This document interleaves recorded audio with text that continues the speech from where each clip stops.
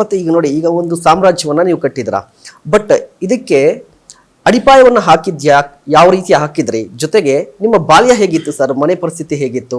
ಎಲ್ಲರೂ ಕೂಡ ಒಂದು ಅಂದಾಜು ಇರುತ್ತೆ. ಈಗ ಉದ್ಯಮವನ್ನ ಶುರು ಮಾಡಿದ್ದಾರೆ, ಆ ದೊಡ್ಡ ಒಂದು ಸಾಮ್ರಾಜ್ಯವನ್ನ ಕಟ್ಕೊಂಡಿದ್ದಾರೆ ಅಂತ ಹೇಳಿದ್ರೆ ಅವ್ರ ಫ್ಯಾಮಿಲಿ ಕಡೆ ತುಂಬಾ ಸ್ಟ್ರಾಂಗ್ ಆಗಿರ್ತಾರೆ ಅಂತ ಹೇಳಿ, ಬಟ್ ನಿಮ್ಮ ಪರಿಸ್ಥಿತಿ ಹಾಗಿತ್ತಾ? ಇಲ್ಲ, ಖಂಡಿತ ಇಲ್ಲ. ನಮ್ಮ ಫ್ಯಾಮಿಲಿ ಇದು ಸ್ಟ್ರಾಂಗ್ ಸಾಧ್ಯನೇ ಇಲ್ಲ.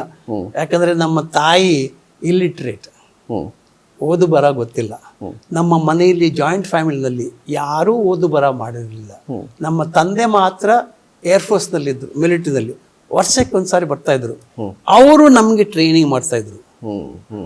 ಅದಲ್ಲದೆ ನಮಗೆ ಏನಾಯ್ತು ಅಂದ್ರೆ, ನಮ್ಮ ಕಸಿನ್ಸ್ ನಮ್ಮ ಊರಿನಲ್ಲಿ ಕಿನ್ನಿಗುಳಿಯಿಂದ ಪುತ್ತಿಗೆ ಅಂತ ಒಂದು 10 ಕಿಲೋಮೀಟರ್ಸ್, ಯಾವಾಗ ರಜೆ ಸಿಕ್ತೋ ನಾನು ಅಲ್ಲಿಗೆ ಹೋಗ್ತಾ ಇದ್ದೆ, ತಾಯಿ ಮನೆಗೆ.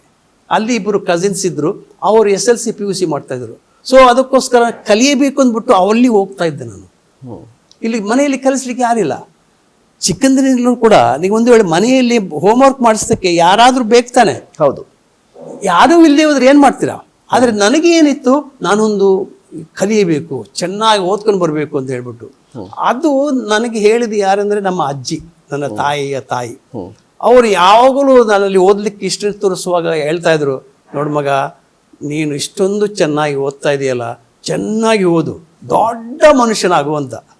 ಅಂದ್ರೆ ಅವ್ರದ್ದು ಆ ಒಂದು ಸ್ಟೇಟ್ಮೆಂಟ್ ಯಾವಾಗಲೂ ನನ್ನ ಕಿವಿಯಲ್ಲಿ ಕರೀತಾ ಇದ್ರು. ಅದು ಯಾಕೆ ಹೇಳ್ತದೆ ಅಂದ್ರೆ, ನಮ್ಮ ತಂದೆ ಕಡೆ ಆಗಲಿ ತಾಯಿ ಕಡೆ ಅಂದ್ರೆ, ನಮ್ಮ ಕಸಿನ್ಸ್ ಇದ್ದರು, ನಮ್ಮ ಪ್ರಾಯದವರು, 1 ವರ್ಷ 2 ವರ್ಷ ಇರೋರು, ಒಂದು 9 ಜನ ಇದ್ರು.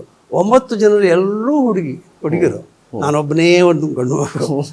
ಅದಕ್ಕೆ ಆ ತಾಯಿ ಏನ್ ಹೇಳ್ತದಂದ್ರೆ, ನೋಡಪ್ಪ, ಎಲ್ಲರಿಗೂ ಕಂಪೇರ್ ಮಾಡಿದ್ರೆ ನೀನು ಚೆನ್ನಾಗಿ ಓದ್ತಾ ಇದೀಯಾ, ನೀನೇ ಒಬ್ಬ ದೊಡ್ಡ ಹುಡುಗ, ಅದಕ್ಕೋಸ್ಕರ ಚೆನ್ನಾಗಿ ಓದು, ದೊಡ್ಡ ಮನುಷ್ಯನಾಗು ಅಂತ ಹೇಳಿದ್ದು. ಆ ಒಂದು ಮಾತುಗಳಿದೆಯಲ್ಲ, ಆ ಮಾತು ಬಹುಶಃ ನನ್ನ ಮನಸ್ಸಿನಲ್ಲಿ ಇಟ್ಕೊಂಡ್ಬಿಟ್ಟು ನಾನು ಕೂಡ ಒಂದು ಚೆನ್ನಾಗಿ ಕಲಿಯಬೇಕು, ಚೆನ್ನಾಗಿ ಓದ್ಬೇಕು, ಚೆನ್ನಾಗಿ ಕಲಿತ್ಬಿಟ್ಟು ದೊಡ್ಡ ಮನುಷ್ಯ ಆಗ್ಬೇಕು ಅಂದ್ಬಿಟ್ಟು ಹೇಳಿದ್ದು ಆ ಮಾತಿದೆಯಲ್ಲ, ಅಜ್ಜಿಗೆ ನಾನು ನಮಸ್ಕಾರ ಹೇಳಿ